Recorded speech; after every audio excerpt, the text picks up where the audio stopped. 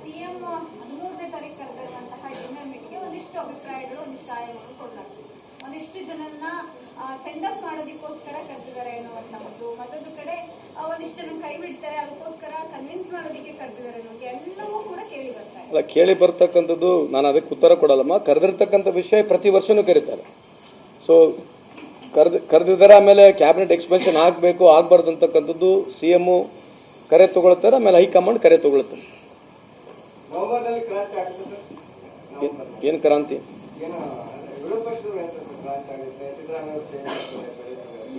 ನಮಗೆ ಕೂಡ ಅದೇ ನಂಬಿಕೆ ಇದೆ. ಡಿಸೆಂಬರ್ ಒಳಗಡೆ ಕೇಂದ್ರದಲ್ಲಿ ಕೂಡ ಕ್ರಾಂತಿ ಆಗುತ್ತೆ, ನಿತಿನ್ ಗಡ್ಕರಿ ಅವರು ಪ್ರಧಾನಮಂತ್ರಿ ಆಗ್ತಾರೆ ನನ್ನ ನಂಬಿಕೆ ಇದೆ, ಬಹಳ ನಂಬಿಕೆ ಇದೆ ನನಗೆ. ಯಾಕೆ ಹೇಳ್ತಾ ಇದ್ದೀನಿ ಅಂತಂದ್ರೆ, ಬಿಜೆಪಿ ಒಳಗಡೆ ಇರ್ತಕ್ಕಂಥ ಮಾತ ನಾನು ಹೇಳೋದು, ಬಿಜೆಪಿನಲ್ಲಿ ಒಳಗಿರ್ತಕ್ಕಂಥ ಮಾತೆ ನಾನು ಹೇಳ್ತೇನೆ. ಪ್ರತಿಯೊಬ್ಬರಿಗೆ ಬಿಜೆಪಿ ಅವರಿಗೆ ಮೋದಿ ಸಾಹೇಬ್ರ ವಿರುದ್ಧ ಮಾತನಾಡಲಿಕ್ಕೆ ಅವ್ರಿಗೆ ಅವಕಾಶ ಇಲ್ಲ, ಅವ್ರಿಗೂ ಇಲ್ಲ, ಮಾಧ್ಯಮದವರು ಕೂಡ ಇಲ್ಲ. ಬಹಳಷ್ಟು ಮಾಧ್ಯಮದವ್ರಿಗೆ ಈ ದೇಶದಲ್ಲಿ ವಿರುದ್ಧವಾಗಿ ಮಾತನಾಡತಕ್ಕ ಅವಶ್ಯಕ ಆ ತರ ಎಲ್ಲಿ ವ್ಯವಸ್ಥೆನಿಲ್ಲ, ಪ್ಲಾಟ್ಫಾರ್ಮ್ ಕೂಡ ಇಲ್ಲ. ಅದರಲ್ಲಿ ಬಿಜೆಪಿಯವರ ಒಳಗಿನ ಮಾತೆ ನಾನು ಹೇಳ್ತಕ್ಕಂಥದ್ದು. ಅವ್ರಿಗೆ ಒಳಗೆ ಏನ್ ಮಾಡಕ್ ಆಗಲ್ಲ. ಇದು ಒಂದೇ ಹುಲಿ ಸವಾರಿ ಅಂತಾರೆ ನಮ್ಮ ಕಡೆ, ಹುಲಿ ಸವಾರಿನಲ್ಲಿ ಇದ್ದಾರೆ ಬಿಜೆಪಿ ಅವರು.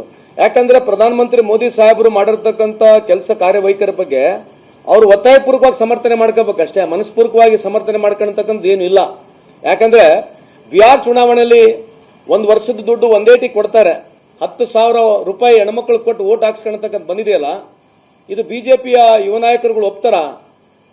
ಸೈದ್ಧಾಂತಿಕವಾಗಿ ಬಿಜೆಪಿನಲ್ಲಿರ್ತಕ್ಕಂಥ ವಿಚಾರವಂತರು ಯಾರು ರಾಜಕಾರಣನ ಬಹಳ ಸೂಕ್ಷ್ಮವಾಗಿ ಅರ್ಥ ಮಾಡ್ಕೊಳ್ತಾರೆ, ಯಾರು ರಾಜಕಾರಣನ ಬೇರೆ ರೀತಿಯಾಗಿ ಒಯ್ಬೇಕಂತ ವಿಚಾರದಲ್ಲಿ ಇರ್ತಕ್ಕಂಥ ಬಿಜೆಪಿ ಮುಖಂಡರುಗಳು, ಯುವ ನಾಯಕರು ಇದನ್ನು ಒಪ್ಕೊಳ್ತಾರ?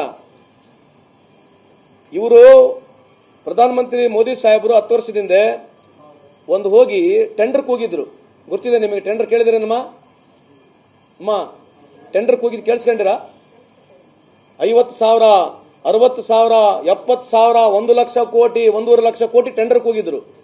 ಯಾವಾಗ? 10 ವರ್ಷದಿಂದ 1.5 ಲಕ್ಷ ಟೆಂಡರ್ಗೆ ಹೋಗಿ ಆದ್ಮೇಲೆ ಮತ್ತೆ ಇವತ್ತು ಪುನಃ 10,000 ಕೋಟಿ 10,000 ರೂಪಾಯಿ ಒಂದೊಂದು ಹೆಣ್ಮಕ್ಳಿಗೆ ಅಕೌಂಟಿಗೆ ಕೊಡಕ್ ಬಂದತ್ತೆ. ಇದಕ್ಕಿನ್ನ ನಾಚಿಕೆ, ಮಾನ ಮರ್ಯಾದೆ, ಎಲೆಕ್ಷನ್ ಗೆಲ್ಲಕ್ಕೆ ಏನನ್ನ ಬೇರೆ ಪ್ರಕ್ರಿಯೆಗಳು ಇರ್ಬೋದಾ? ಇಷ್ಟೇ ಸಾಕು. Dhan what is your achievement? ಈಗ ಎಷ್ಟು ಸಲ ಪಬ್ಲಿಸಿಟಿಗೆ ಹೋಗಿದ್ದಾರೆ, ಎಷ್ಟು ಸಲಿಯಲ್ಲಿ ಭಾಷಣಕ್ಕೆ ಹೋಗಿದ್ದಾರೆ, ಈ ದೇಶದ ಪ್ರಧಾನಮಂತ್ರಿ ಕೆಲಸಗಳು ಏನು, ಅವ್ರ ಜವಾಬ್ದಾರಿಗಳನ್ನು ಯಾರನ್ನ ಕೇಳಬಹುದಾ? Can anybody question? ನೀವು ಕೇಳ್ತೀರಾ ಬಿಜೆಪಿ ಮುಖಂಡರಿಗೆ? ಏನ್ ಸರ್ ಪ್ರಧಾನಮಂತ್ರಿ ಅವರು ಎಲ್ಲಾ ರಾಜ್ಯ ಚುನಾವಣೆಗೆ ಇವರೇ ಪ್ರಚಾರ, ಬೇರೆ ಯಾರಲ್ಲ ಈ ದೇಶದಲ್ಲಿ? I have got right to ask this questions are not? I am entitled to ask this question are not? There is nobody in BJP. Every time this man, our prime minister only has to go. ಕೇರಳಕ್ಕೆ ಹೋದ್ರು ಅಲ್ಲ slogan, ಉಳ್ಳೋಣ ಭಾಗಣ ಭಾಗಣ ಭಾಗಮ್ ಅಂತ ಯಾವ್ದು ಹೇಳ್ ಬಂದ್ಬಿಡೋದು. ಬಿಹಾರ್ಗೆ ಹೋದ್ಮೇಲೆ ಬಿಹಾರ್ದ expression ಕೊಡ್ತಾರೆ, D for, H for, ಇವೆಲ್ಲ ಏನಮ್ಮ ಇದು?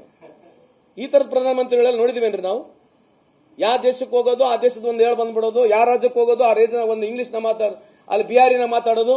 ಬಿಹಾರಿನಾಗ ಎಲ್ಲಾ ಜಾತಿಗಳು ಹೇಳ್ತಾರೆ, ಕುರ್ಮಿ ಮೇರಾ ಭೈ ಹೈ, ಯಾದವ್ ಮೇರಾ ಭೈ ಹೈ, ಕುರ್ಬಾ ಮೇರಾ ಭೈ ಹೈ. ಈ ತರ ಪ್ರಧಾನಮಂತ್ರಿಗಳು ಮಾತಾಡಿದ್ರೆ ಇದ್ರ ದೇಶದ ಜನ ಏನ್ ಅನ್ಕೋಬೇಕು ಹೇಳಿ? ನೀವನ್ನ ಯೋಚನೆ ಮಾಡಿ ನೋಡ್ರಿ.